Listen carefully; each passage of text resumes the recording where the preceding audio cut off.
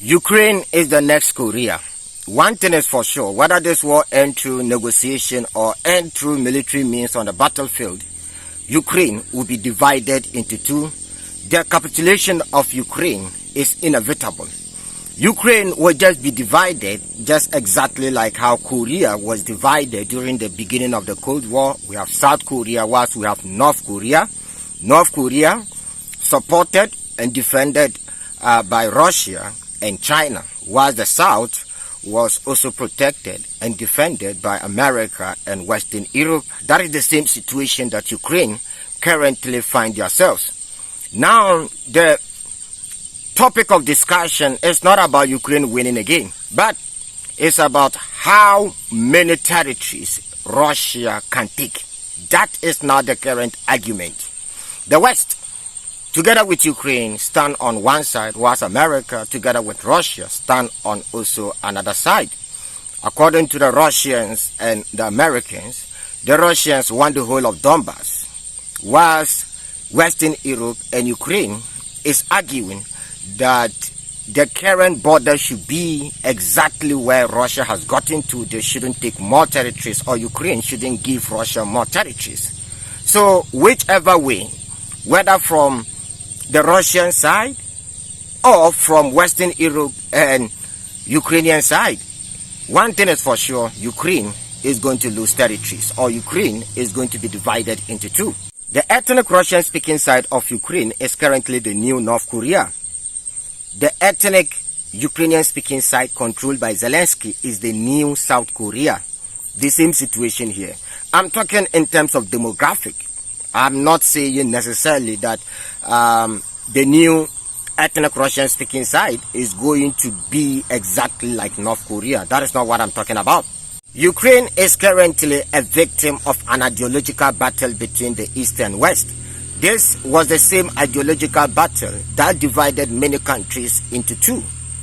Communism versus capitalism. This was the same situation back in the Vietnam War. South Vietnam capitalists, they were controlled by America, whilst North Vietnam was a communist country, or a communist side controlled by the Soviet Union. And this is the same situation here. When you look at the ethnic Ukrainian speaking side, they are pivoting towards the West. So clearly, they are the new capitalists.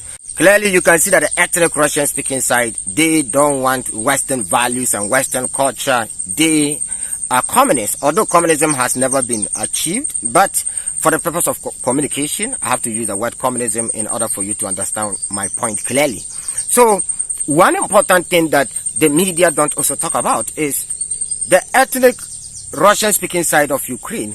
They don't want to be part of the West.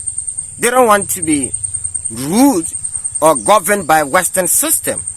So it's not like somebody is forcing them. Hell no. Just like the Vietnam incident, when North Vietnamese never wanted this Western so-called democracy. They believed that they were communists. They wanted communism system. And that is why they fought so hard to unite the whole country under communism. Now, Ukraine reunification will be very difficult. As I indicated earlier on, this is not the first time that we are seeing a country being divided into two. Half controlled by the East, the other half controlled by the West.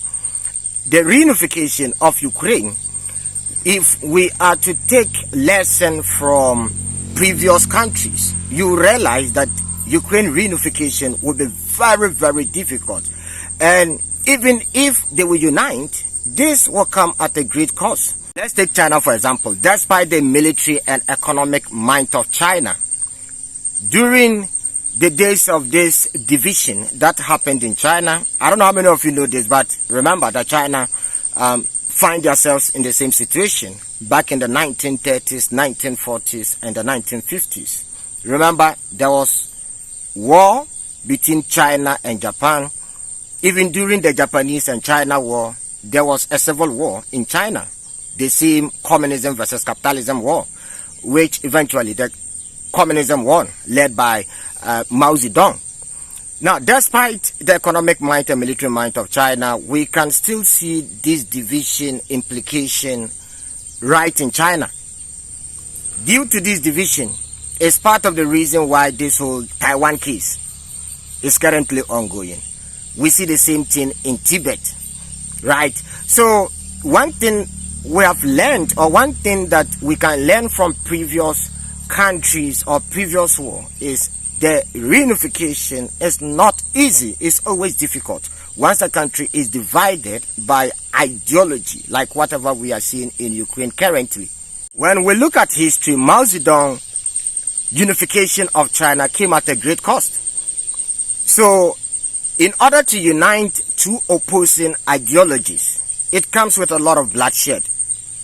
Millions of people lost their lives because they oppose communism, whilst Mao Zedong wanted to unite the country. So at the end of the day, it was some form of, or it was kind of like a civil war within the country. Even the North and South Korea issue, remember that Kim, the first president of North Korea, attempted to unite the South and the North. That was what led to the Korea War, and millions of people lost their lives. Another clear example, once again, is Vietnam. Remember, Ho Chi Minh uniting the whole of Vietnam under communism regime also came at a great cost. It came along with war. That led to the Vietnam War between the North and South. So if there is anything that we've learned from history, uniting a country which is divided like Ukraine today, which we have ideological difference between the East and West, it is extremely dangerous. It is very, very difficult to achieve. It always comes along with some internal war. Unlike China and Vietnam, that one side was able to win and unite the whole country. Unfortunately, the Korea incident was different. There was no clear winner. The South was not able to defeat the North and, bring them under their rule. Neither did the North defeated the South to bring them under their umbrella. So, judging by history, the only way Ukraine can go back to 1991 borders, that means they have to take either the Chinese approach or they take the Vietnamese approach, which is very, very difficult. Because Ukraine have to defeat Russia. Remember that the North Vietnamese, in order for them to win and unite the country under communism, they had to defeat America first. So in order for Ukraine to join NATO or follow Western ideologies, then Russia must first of all must be defeated in order for them to unite the whole country under Western style of democracy of governance, which is less likely to happen. So in conclusion, if Zelensky win the war, Ukraine will be united exactly like China or Vietnam. But if the Russians win, that means the country is going to be divided, which is likely to happen.